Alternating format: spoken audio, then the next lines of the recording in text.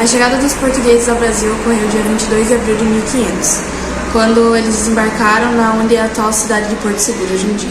Você sabia que o principal testemunho da chegada dos portugueses ao Brasil foi a Carta de Perovete de Caminha, que é conhecida como a Carta de Caminha? A expedição chegou no Brasil no dia 22 de abril de 1500. Esse dia é comemorado o dia do descobrimento do Brasil, mas as navegações começaram em Lisboa no ano de 1500, no dia 9 de março. A expedição comandada por Pedro Álvares Cabral, conhecida também como o descobrimento do Brasil, mas indícios dizem que entre 1497 e 1498, Vasco da Gama já tinha feito caminho para eles poderem irem para as Índias, já que o princípio deles realmente era chegar nas Índias. Mas alguns historiadores acham que mandaram Cabral checar se tinha terras na América do Sul. A esquadra de Cabral era composta por 9 naus, 3 caravelas e uma naveta.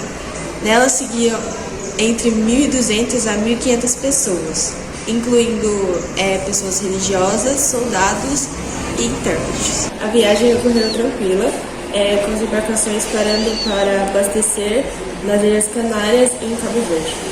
Por volta do dia 18 de abril, os viajantes se aproximavam do continente brasileiro, mais precisamente se aproximando da Baía de Todos os Santos. No dia 21, os marinheiros avistaram plantas como o botelho e o rabo de burros. Não demorou muito, na manhã seguinte, eles avistaram aves como o furabucho, e isso era um sinal que havia terras por proximidade. Não demorou muito, eles avistaram um monte, e por ser época de Páscoa, eles apelidaram de Monte Pascoal. Quando os navegantes chegaram no Brasil, eles achavam que se tratava de uma ilha, por isso eles deram o nome de Ilha de Veracruz, mas depois eles mudaram para a terra de Santa Cruz. Acho que por isso eles perceberam que o Brasil não se tratava de uma ilha, e sim que estava localizado em um continente. Eles terem chegado no Brasil no dia 22, eles só desembarcaram no dia 23, onde um dos navegantes, o Nicolau Coelho, desembarcou junto de alguns homens. Atrás esperavam cerca de 20 indígenas de etnia tupiniquim. Na manhã seguinte, as embarcações chegaram e levaram 2 indígenas a bordo. Segundo o Pero Vaz, eles ficaram muito impressionados com as galinhas e indicaram que haveria ouro na terra. No dia 26 de abril, Pedro Álvares Cabral desembarcou com religiosos e mandou erguer um altar e ali celebrar uma missa. No dia 1º de maio, foi realizada outra missa acompanhando a procissão.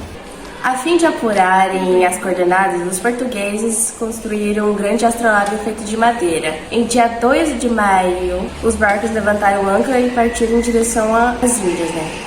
Eles deixaram na costa 2 degrátis. Contudo, a embarcação, comandada por Gaspar Lemos, voltou para Portugal e avisou o rei Dom Manuel I sobre o achamento das terras. Com isso, foi entregue a Carta de Perovete. Para alguns historiadores, a volta de Gaspar Lemos reforça a ideia de que o Brasil não foi descoberto, e sim foi planejado tudo isso. A viagem de Cabral deve ser entendida no contexto das grandes navegações empreendidas por Portugal e Espanha nos séculos XV e XVI. Ambos os países tentaram encontrar um caminho para as Índias, dessa maneira comercializar diretamente com o continente asiático. Dessa maneira se evitaria os comerciantes de Genova e Veneza.